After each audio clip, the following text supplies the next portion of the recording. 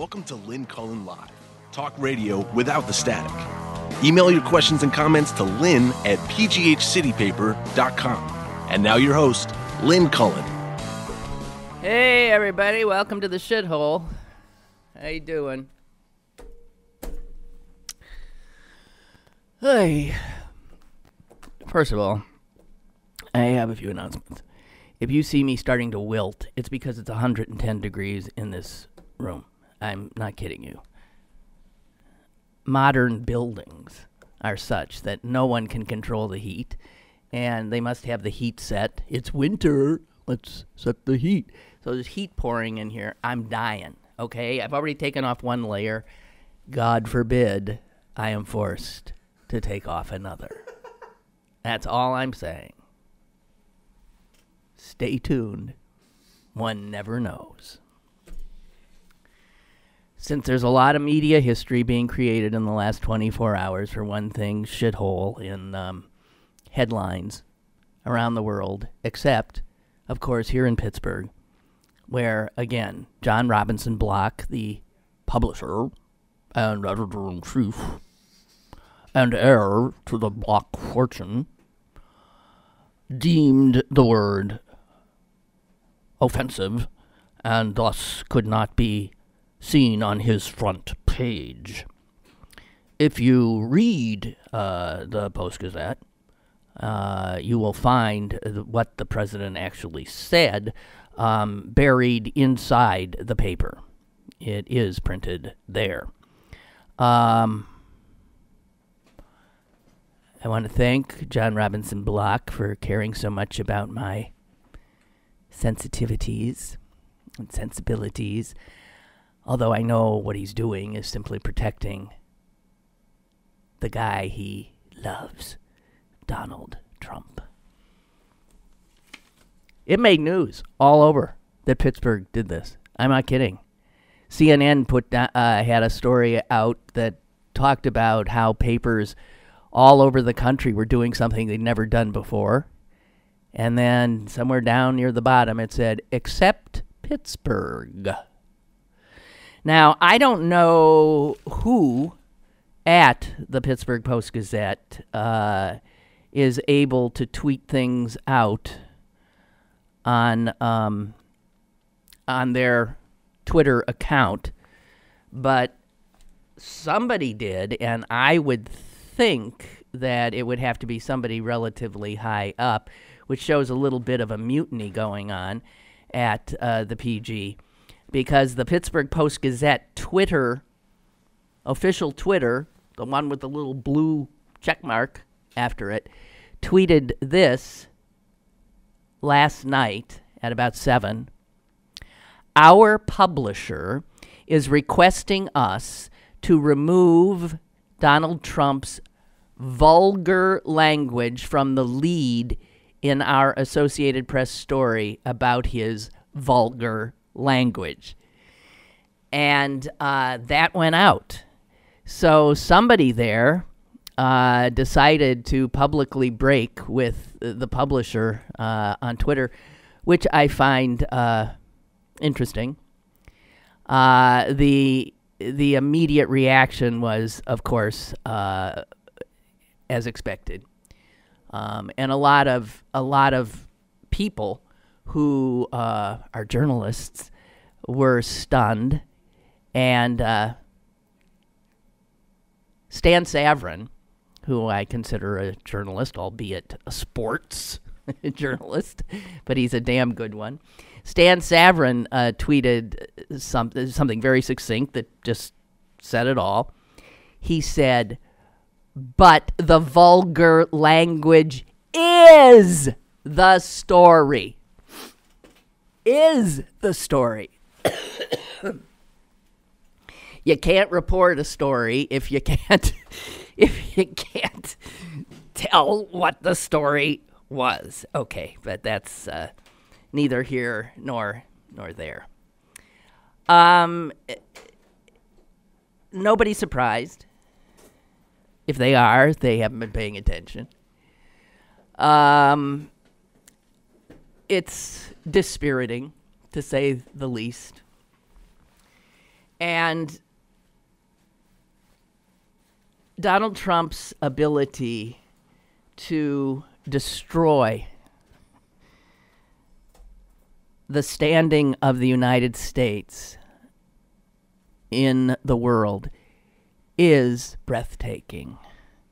I mean, I'll give him credit. He is one of the most, well, I'm going to say one. He is an exceptionally destructive human being.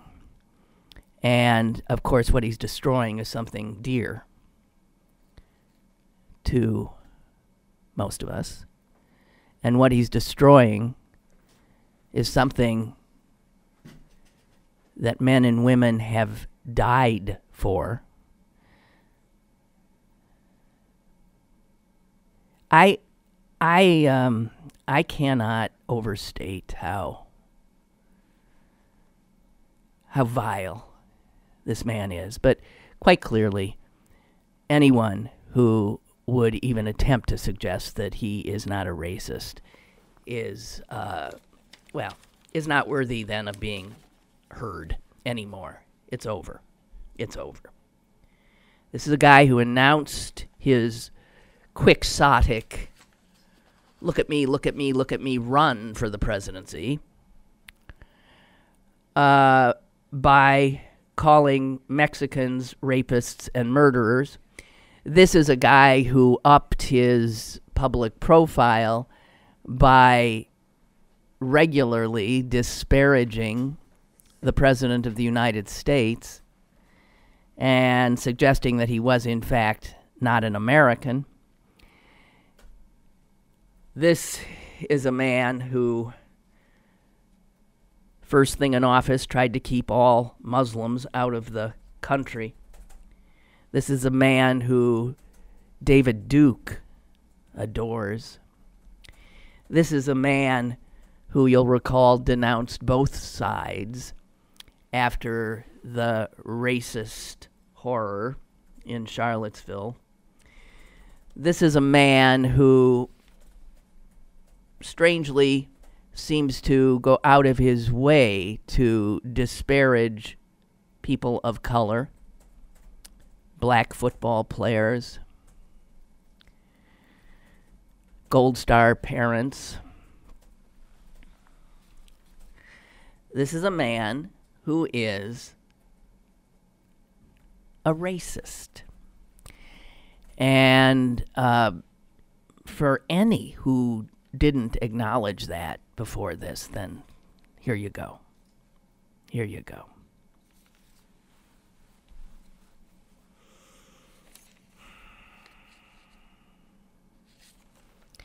Recall, if you will, because it's hard. Because El Destructo here keeps things going at such a chaotic pace that we can lose track of where we stood just 24 hours ago. But recall that in that meeting that he held with a bipartisan group of members of Congress, that he allowed cameras in for over an hour to show all of us what a stable genius he really was, how in control, how willing to listen, how empathic and kind. And he put on a wonderful display that sent some, of course, in our media gaga. The president was really in control today. The president was clearly listening. This was a watershed moment. This was wonderful. They gave him a lot of credit. I recall the odd thing he said during that meeting that was so Trumpian because it was a little off and didn't seem to even make any sense. But I have the quote here. At one point, he turned to all of these folks sitting around his table. By the way, Steny Hoyer, Democrat, was seated to the president's immediate left. And if you happen to cast your eyes on Steny Hoyer, what a name, at any point, during the proceedings. Here's what you saw. A look of disgust, of such discomfort being in such proximity to this despicable man and having to sit there and be party to this orchestrated photo op to prove his mental acuity. Anyway, at one point, the president said, I'll cover for you, right? I'll give you cover. I want to do this. We're going to do this. This is a bill of love. He repeated that like he tends to do. I want a bill of love. We're talking about the DACA thing. There was the president using the word love when they're talking about immigrants and DACA. A bill of love. That was the Trump who was acting, doing a little piece on his reality show, and to show what a kind, good-hearted soul is. Cut 24 hours later, they come with a bill of love. Mr. President, here, bipartisan, we've worked this out. And as they explained it to him, the guy who wanted a bill of love starts saying things like, what do we want all those Haitians for? We don't want those Haitians. And then when he hears Africa, why do we want people from shithole countries like that? So much for the bill of love.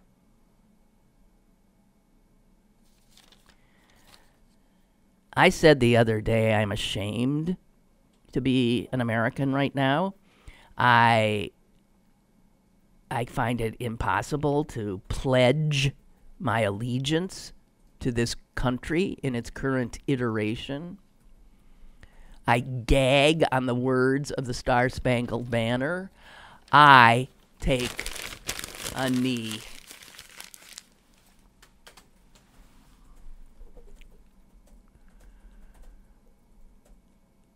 You know how this is playing overseas? Good God. At the UN, the condemnation has been just incessant. Think of our, we've got troops in Africa.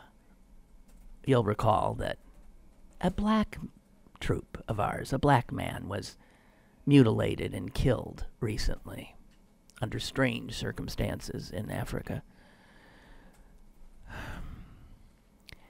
I don't think they'll be any safer in Africa now that Africans can say this is how Americans perceive us. Do you know, it was so vile and vulgar what he said that there are countries and cultures in this world that didn't even know how to translate it for their readers, for the people.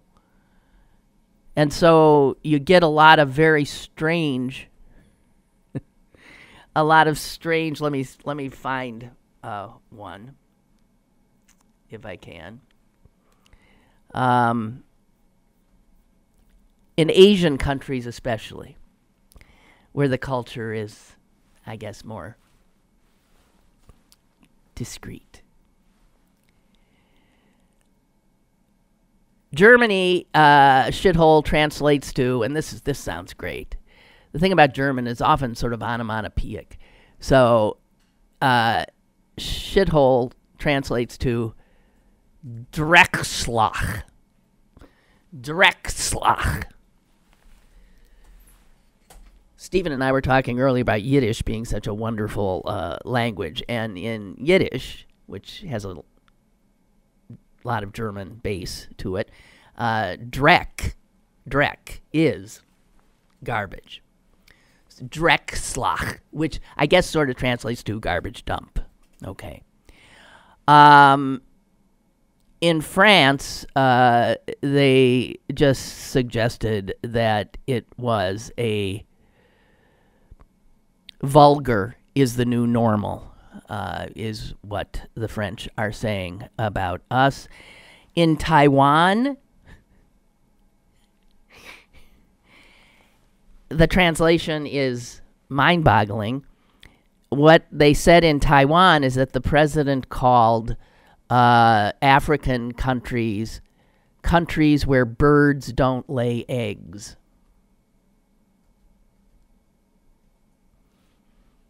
I don't understand that.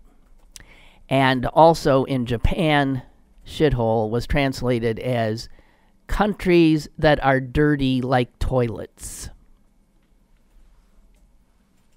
which is closer than where birds don't lay eggs. I don't know.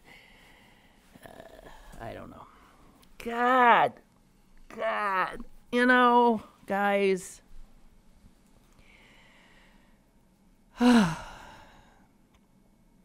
What else? I want to again express my condolences to the folks at the Post-Gazette, the people who work there, because working under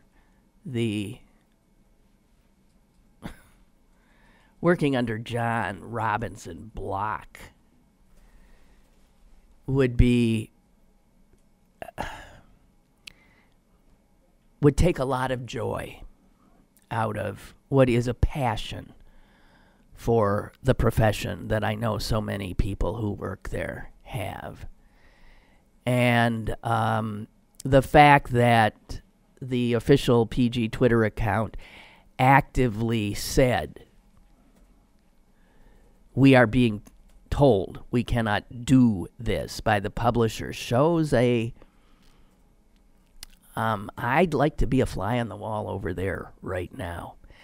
I saw on Twitter some people saying they were canceling their subscriptions. This coming after, of course, the editorial of yesterday that was beyond belief, supporting Jefferson Beauregard Sessions' intent to prosecute marijuana users.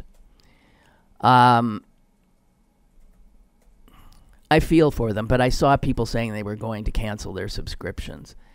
And I just want to say, I understand that impulse, and I had it as well, to make a point to hurt John Robinson Block, but ultimately all that's hurting is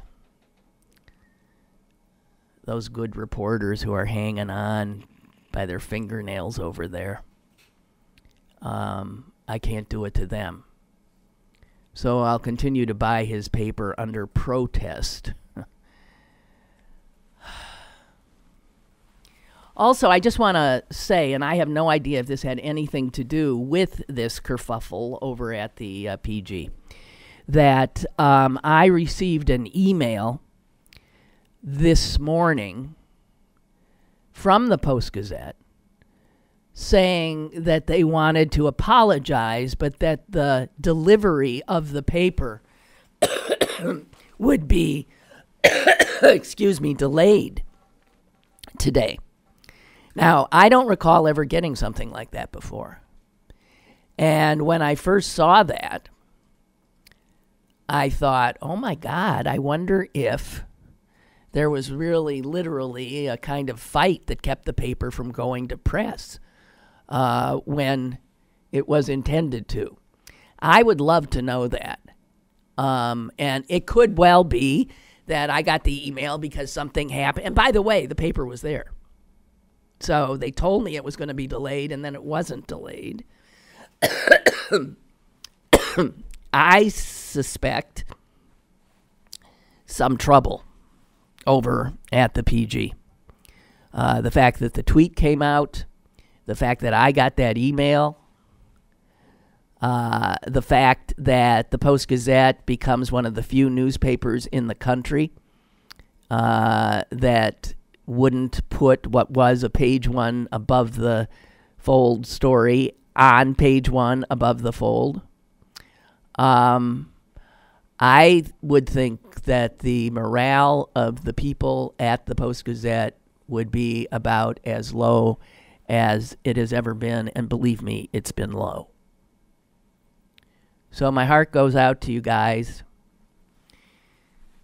And if there was a rebellion there yesterday, I like that. And I think you should do it some more. Oh, don't bite the hand that feeds us. Feeds you? You'd be biting the hand that keeps you starving. Are they still trying to work out an agreement with their union right now? As far as we know. I mean, John Robinson Block, millionaire,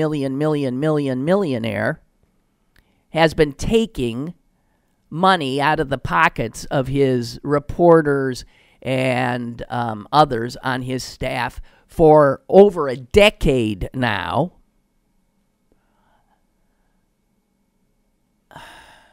Vile.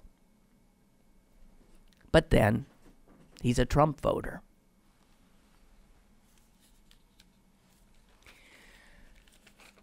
Oh, God. One other thing, and then I'm going to bring a guest in, okay?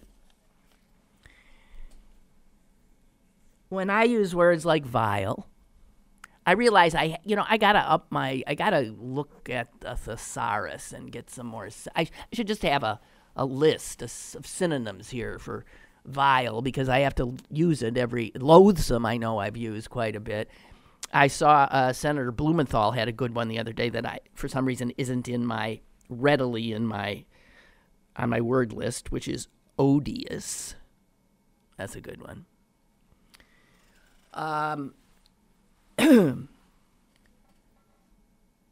But yesterday, lest you think this president doesn't do anything other than put his foot in his mouth,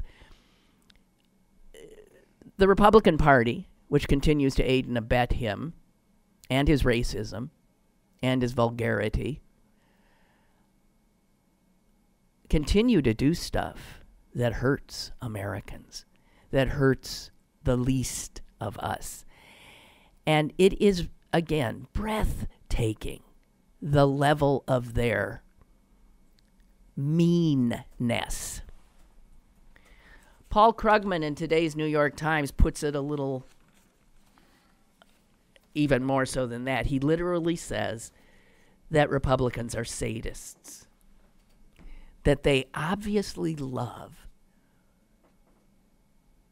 torturing poor people.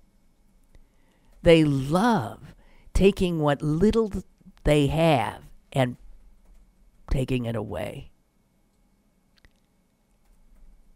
His piece is called Dollars, Cents, and Republican Sadism.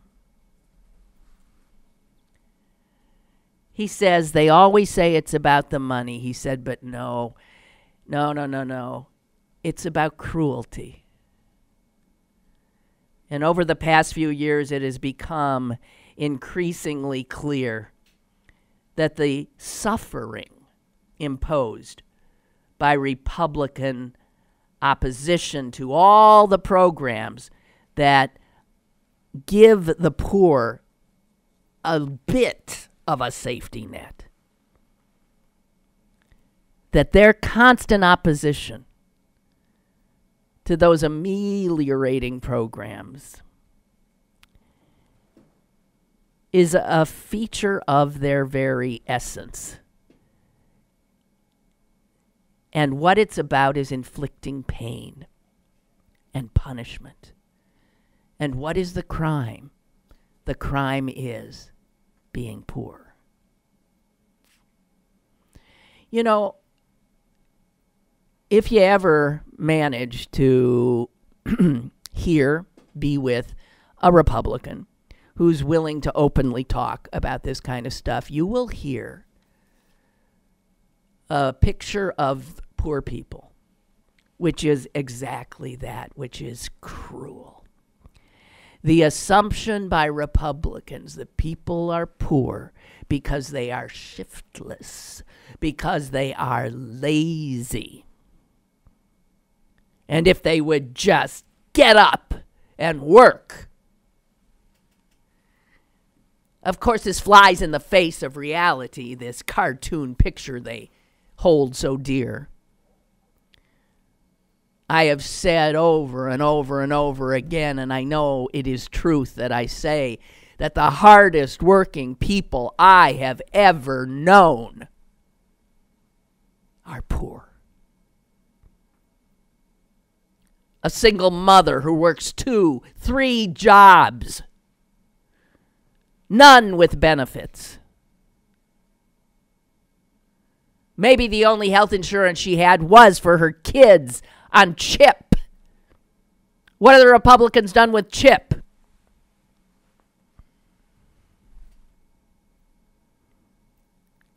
They hate poor people. Poor people are an affront to their sensibilities.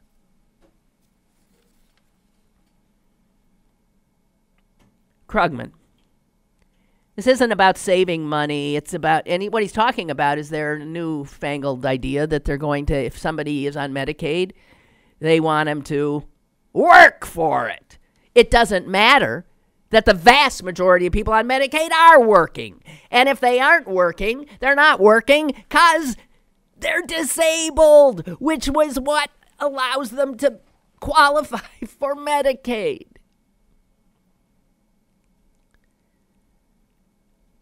Krugman says, and he's right on the money, it's all about stigmatizing those who receive government aid, forcing them to jump through hoops to prove their neediness. The pain is the point.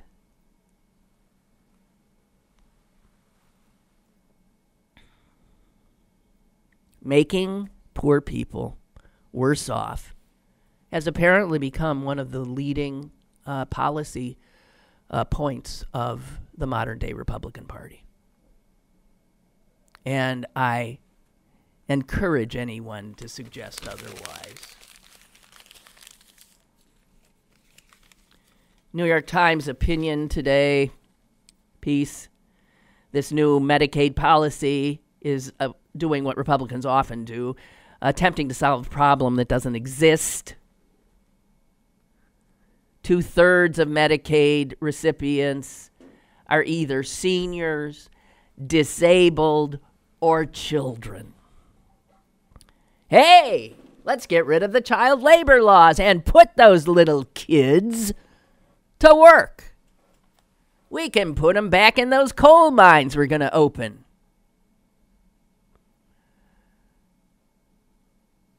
So 2/3 are elderly, disabled, or children. The remaining third of Medicaid recipients, 80% of them are in families where one person has a job.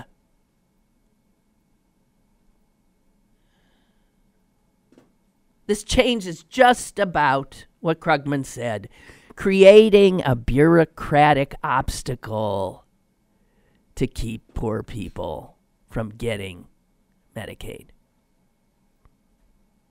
This will have one effect, and one effect only. It will damage people, excuse me, who are already the most vulnerable people in our country. Imagine some guy struggling with an opioid addiction in a small town or a rural area. And he's told, you can't get your Medicaid unless you get a job. And there aren't any jobs. There aren't any jobs. None that he can qualify for. It'll hurt people who, through no fault of their own, lost their jobs or are not able to quickly find another one. Maybe because their skills now don't fit.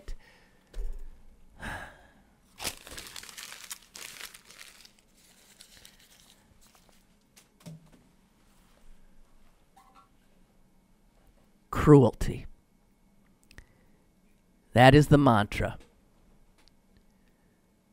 of this despicable, odious, loathsome, evil, grand old party. Roger reminds us that, didn't we learn from Mitt Romney that 47% of Americans are takers? That's true. And let us recall now that Mitt Romney's being held up as the salvation of the Republican Party.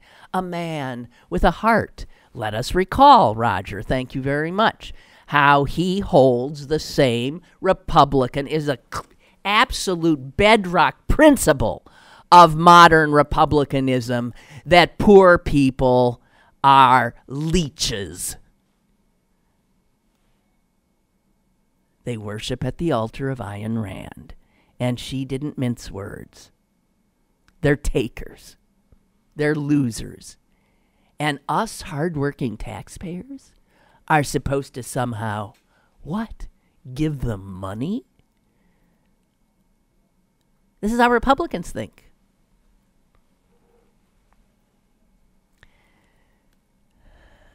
Lynn says, Chuck, watching the news last night, I just have to say there's a special place in hell for those who continue to defend this president. His surrogates are unbelievable. Also, David Letterman's new show dropped on Netflix. The show is called My Next Guest Needs No Introduction. Its first guest was Barack Obama. I read a review somewhere where they said it was not, neither a man was up to his what he's capable of, that nothing special about the Letterman-Obama interview. You can decide for yourself. It's up on Netflix. I have not seen it. Okay, enough. I want to bring in a woman. Whoop. Well, what's she supposed to do? Sit on the floor. Hey, Tracy, grab that chair and drag it around if you can. We make our guests do physical labor, move furniture. Tracy will also be dusting off the table when she leaves, because you got to come over here, dearie. Cook, but not so clean. Huh? I cook, but people don't really want me to. Thank you. It's such a pleasure to meet you. You don't have to put those on unless we get calls. We have met many times. Our children went to school together at Linden Academy. I was your PTA president. I got to tell you something. I was your PTA president. Oh, shit. You know, welcome to my life. I embarrass myself with regularity by saying to people, and I'll be at a party and someone will say, do you know, Lynn, I'd like you to, the person will say, well, I know Lynn, after I just said, I don't know you. I'm so sorry. My children are Maisha Baton-Stawson, Nia Baton-Stawson, and Tandiwe Baton-Stawson. I think Tandy went to school with your child. With Sam. With Sam. Tandy died a couple years ago. I think you might have. No. I don't know. No. But, yeah. No. They went,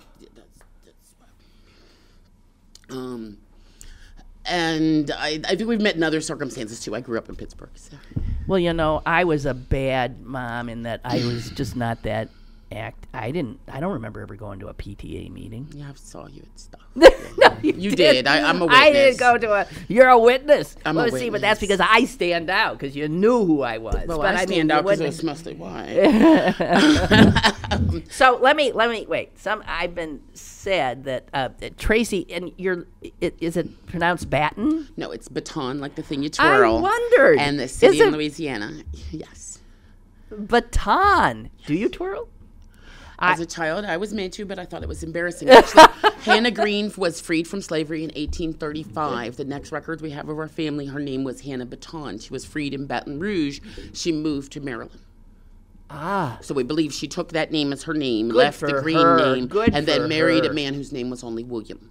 So that name has passed through men to me. But how wonderful. And my son-in-law took my name. How wonderful. Because so many blacks go through life with their slave owners' names. Right, exactly. What's going on with you two, huh? I just teased him. I said my white son-in-law took my name when I got married. Okay. He was a good white boy. But he loves me, so it's okay. This is Traci Batad, a woman I know for a long, long time. Our children went to school together at Linden Academy. Yes, our children went to school together at Linden Academy for many years. I think I had a child there for 15 years. But I was a stay-at-home mom who was then On the board of 10,000 Villages and on the board of Oh, Pittsburgh so you Mennonite do a and lot helping of- at the Merton Center. You do a lot of good I work. thought of that as doing nothing. Friends had to help me realize that that was not called doing nothing.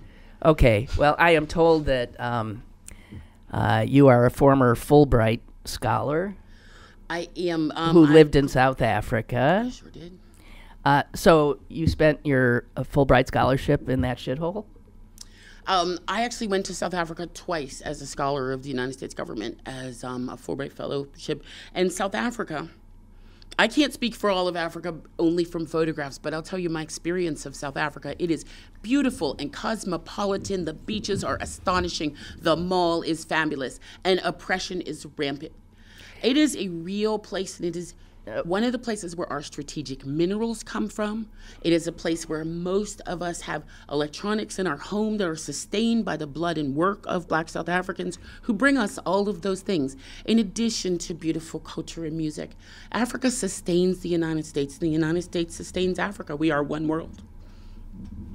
Yeah, but the president says that Africans live in huts. The president's speech is built on the fact that racism was built into his campaign from the beginning. It's not decorative. It's not a scarf that we can discard at this point. It is the core engine that moves his movement forward. At the center of his movement is hate and racism. It may extend from women to people of color to immigrants, but at the center of it is a racist project. And he knows that he can move people by triggering the hate and wounds of white Americans. And he triggers their own insecurities, their own fears, and he can gain power from that. Most traditions tell us that hate can move people, that evil can move people, and most traditions say turn away from that. Right. And I'm beyond frustrated that people don't want to practice turning away from hating your brother and your neighbor and seeing the essential oneness of humanity. It is amazing. It is amazing how resistant so many. I have to tell me if you agree with this. That the one thing Donald Trump's presidency has done is taken the Americans, I mean, you knew, but white America, a lot of white America, never acknowledged, just like a lot of men never acknowledged women's pain, which is, there. He is flushing out so much of the toxins that we can see ourselves more clearly now. The mythology pulled away. Yes. This is something, people search for the right metaphor. I've heard rip off the Band-Aid, but somehow that seems too small. A Band-Aid hardly covers this. I oftentimes think of a woman I knew who was an ER doctor explaining about a veteran coming in and ripping off a wound and realizing it was full of maggots. And that is exactly what he's uncovered. It's sort of a wound full of maggots. Like it is. And maggot is my favorite metaphor. For a while I was saying pig, but you know, bacon has redeeming value. And so I'm to maggot because I really, but even that, a maggot is an opportunity to cleanse that which is deeply wounding and poisonous to the body. So yes, it is ripped off. I no longer have white people turn to me and say, "What do you mean there's still racism?" And yes, that does happen, or did.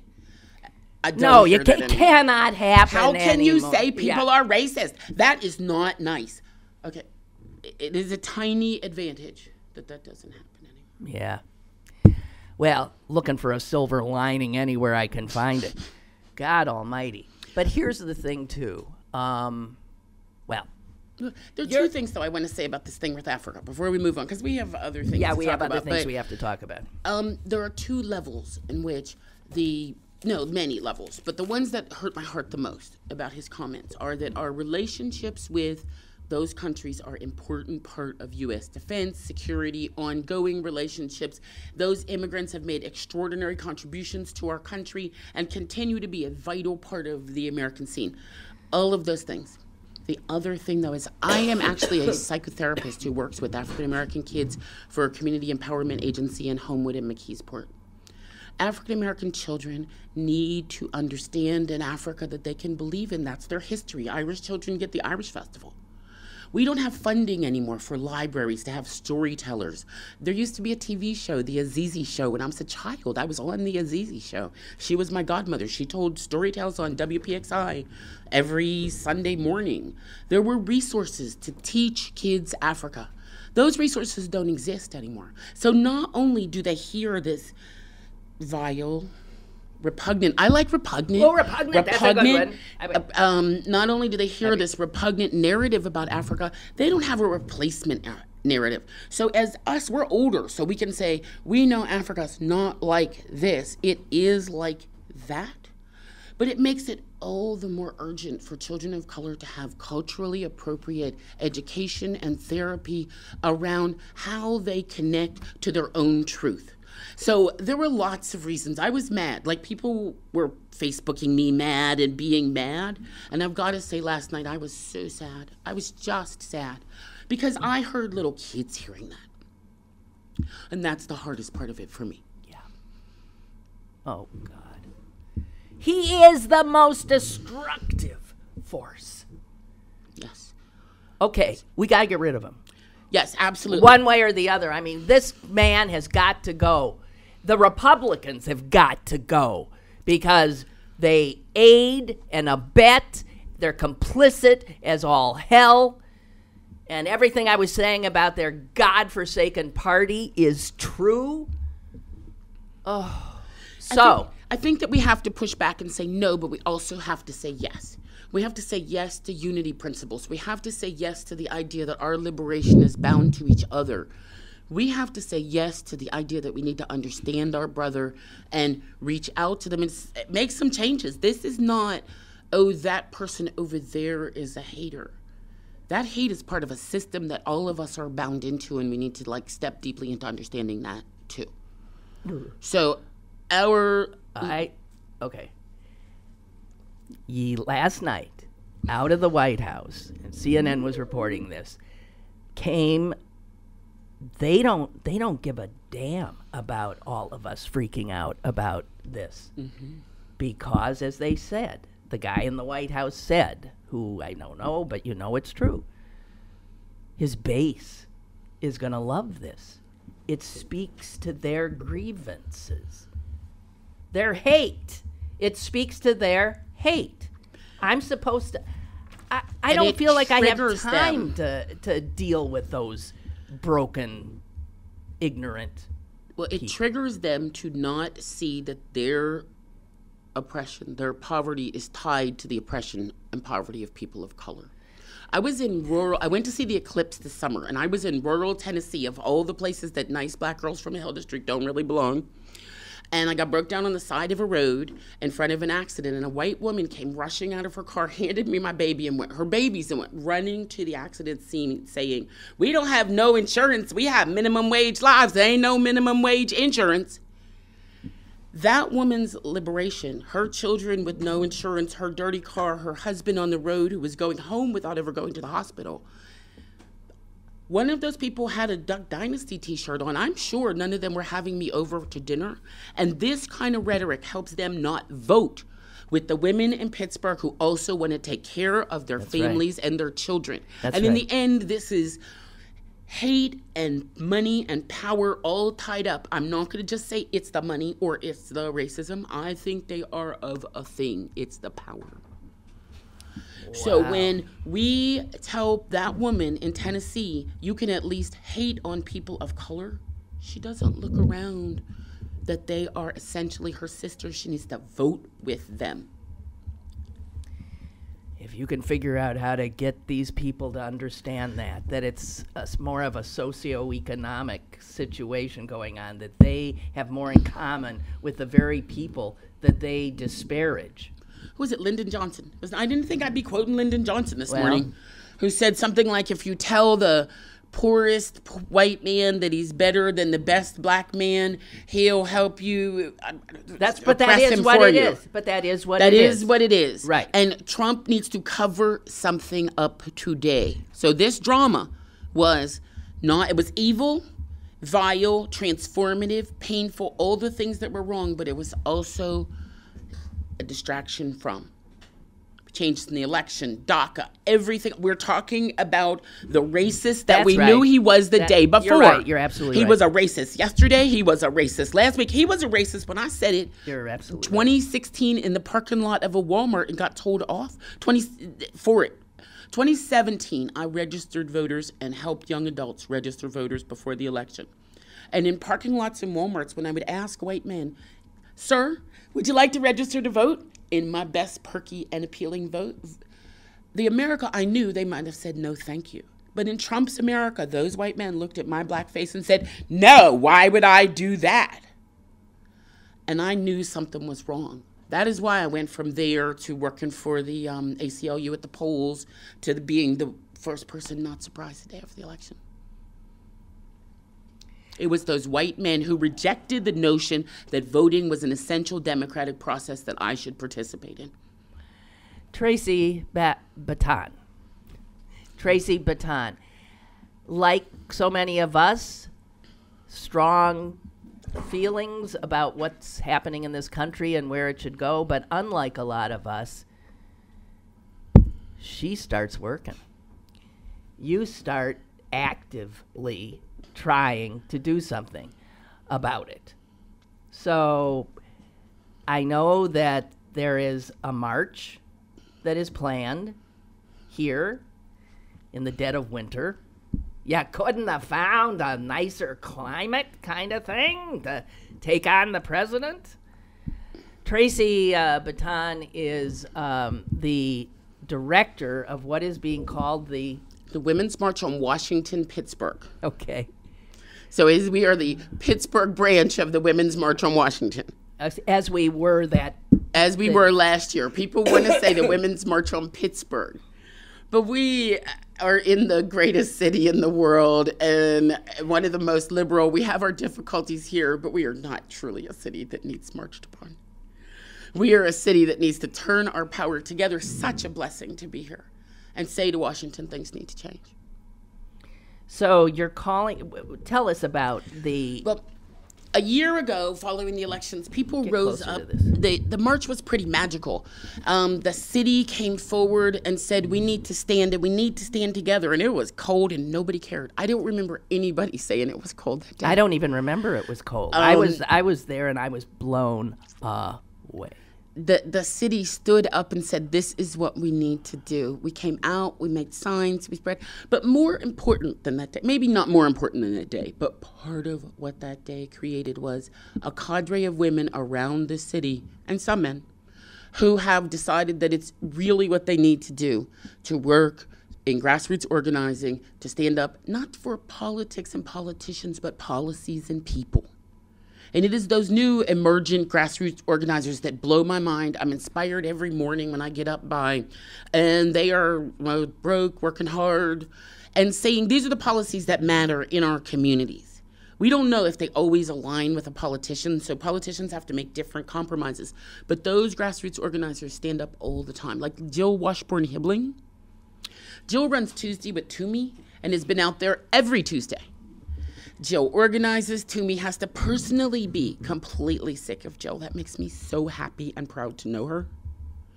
Jill has not just done the physical work of standing out there, she does the intellectual work of posting on Facebook and other social media why people should care about complex bills that oftentimes I don't understand until she tells me or she finds somebody to tell me. And she's not discouraged by the fact that it doesn't seem to have any impact on Toomey, on his positions.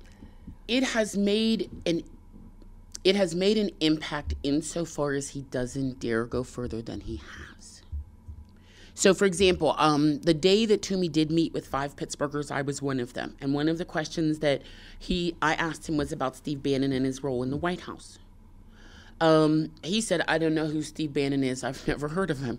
To my face. What? Yes, he really did. What? Yes. He said, I don't know about Steve Bannon. Why should I know anything about him? And I was able to say, well, Senator Toomey, I'm a Fulbright fellow, and I'm probably qualified to write you a briefing. I'll send it to you. So I did. So then he couldn't say that anymore. I mean, the thing about it is that setting limits and standing up matter But these things don't happen in a week. They don't happen in a day. He has a 6-year term. But if we are not out there every day, maybe for 6 years, his ideas about the kind of oligarchic state with centralized wealth will prevail. There is no question that he is seeking a state where wealth is concentrated in the hands of the very, very few, and the rest of us get very, very little. Where is the humanity in these people? What I want to know is, where is the patriotism? Where is they have no respect for the work of the greatest generation? Where is the and the moment of the greatest difference in wealth between the rich and the poor, if I'm not mistaken, in the United States was 1917, 1918. What was the stock market crash?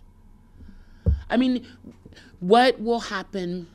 Every action of the Republicans is uncomfortable for me or you or those of us who are sort of middle class. But for vulnerable populations, this is already rolling in as beyond imagining. And circling back to living in South Africa, I lived in South Africa. South Africa has the kind of differences between the rich and the poor predicated on race that we are rolling towards. Right. And I will tell anyone who thinks they will be advantaged by them, we spend more on private security there than you'd ever spend on taxes here. You cannot, if you live in a world where your neighbors are so poor that they cannot feed your family, it will fundamentally transform America. We will be a country of gated communities. The walls will go up. There will be more. That is not our country. We live in a country, and Pittsburghers know we fought that battle with Braddock. We fought that battle with our unions. The Fricks left. They got tired of us. We had to send the Trumps to the same way. Pittsburgh is a city where once we had those enormous differences between the rich and the poor, and children had protein malnutrition in our streets. In Africa, you call it kwashiorkor, where babies have big bellies and skinny legs. And we had children that poor. And then income tax came in, and we said, no, people shouldn't be that poor. We should feed the poor. Here's Lyndon Johnson's quote. Somebody sent it. Thank you. I'll tell you what's at the bottom of it. If you can convince the lowest white man that he's better than the best colored man, he won't notice you're picking his pocket. Hell, give him somebody to look down on, and he'll even empty his pockets for you. Yeah.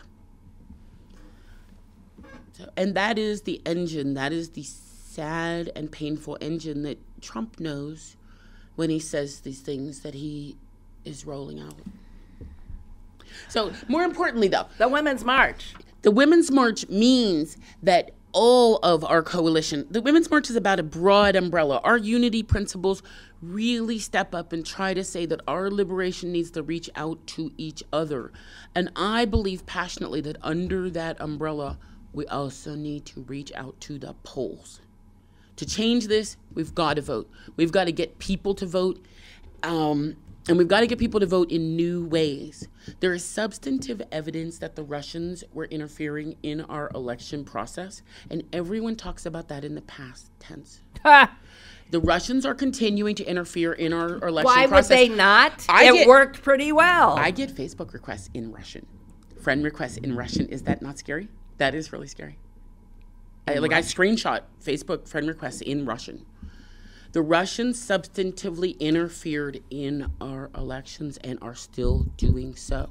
Unless we reach out and talk to our neighbors about voting, someone is going to talk to them subtly about why they shouldn't.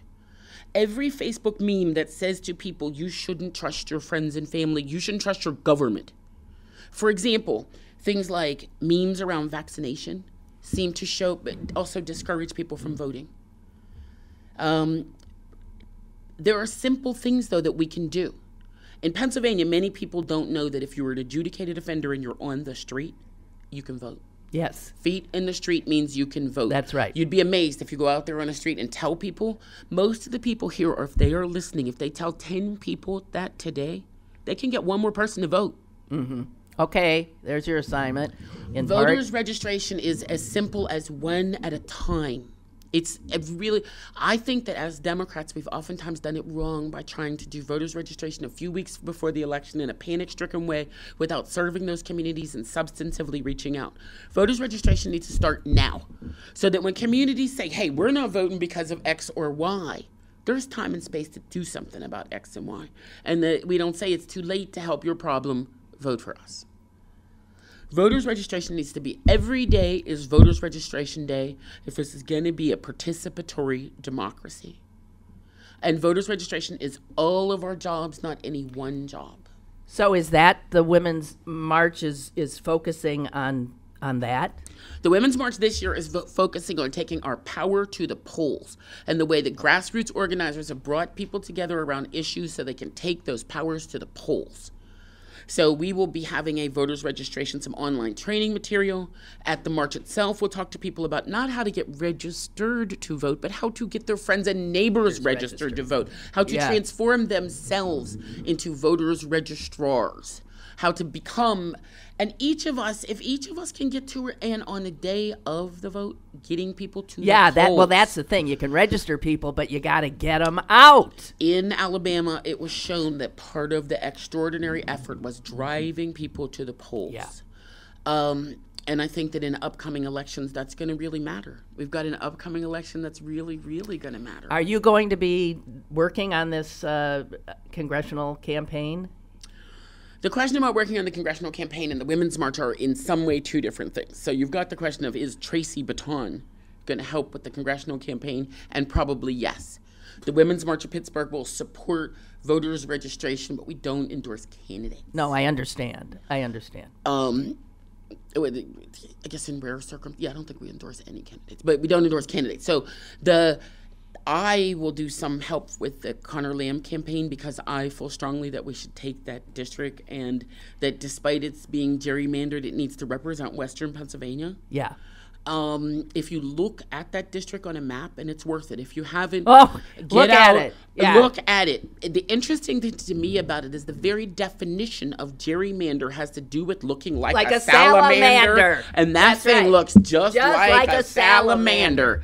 There is no question about it. The PG actually had the districts the other day, a map.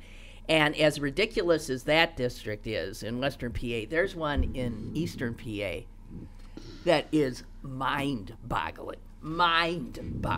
There is no way that should be a district. Anyway, my God, we're out of time. I want you to run. Well, one more note. Trump is coming on Thursday. My understanding is that the president will be here on Thursday. Why? To support that campaign, there is this as of this morning, people are starting to figure out what to do about Trump coming on Thursday. Do you know where he's going to be? He'll be somewhere. He won't be in Allegheny County. He'll be. Yeah, but he will? Mm-hmm. Allegheny County. Yes. We will organize. Look on Facebook. I suppose I'll be figuring it out.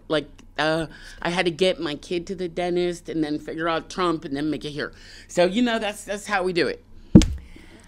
Okay, here's what I want. In my dreams, I want a black woman president, a black women Congress, a black woman candidate, because black women are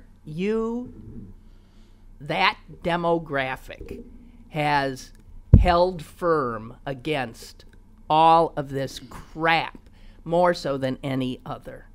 And I'm sorry, I just tip my hat to the black women in this world. Most of us were raised by black women. Black women were raised by black women. People ask me, why do I do this? I was raised by black women. They haunt me. Well, you know what, though? I'm thinking of all those white people down south that were raised by black women. And all the rich folks who were raised by black women in their homes, right? Well, a lot of white people have an interesting story on their shelves about how that racism, it's called The Secret Garden. At the beginning of that book, it talks about how her white parents taught her to oppress the black staff. It's a fascinating thing. Anyone who wants to teach some anti-racism to a child today, pull that out, read the first chapter, and discuss it. The Secret Garden. Okay. Well, I'm never going to forget about you again. Wow. You're something. It was nice meeting you. Okay. The march is on the 21st Absolutely. 21st. Of this month. Mm-hmm. I will not be in town. At a wedding, family. So, January 21, guys, put it on your calendar. Be there. You can be a guy and go. Absolutely. We want guys, we want women. Our liberation is bound to each other's. Indeed. Traci Batad for president. I don't think so. That's all I have to say. Traci Batad for Nana. Traci Batad. I know she's juggling a lot of balls and stuff, but I think she can handle the presidency. Seriously. Now, I'm going to be a Nana April 1st. That's what I'm looking forward to. Oh, God bless you. Thank you so much. You humble me. You guys, be a tenth as active and committed as this woman, and we're going to be okay. Seriously.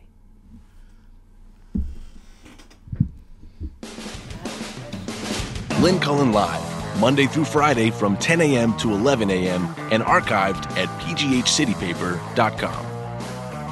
The opinions expressed on Lynn Cullen Live are those of the host and do not necessarily reflect the viewpoints of Pittsburgh City Paper or its advertisers.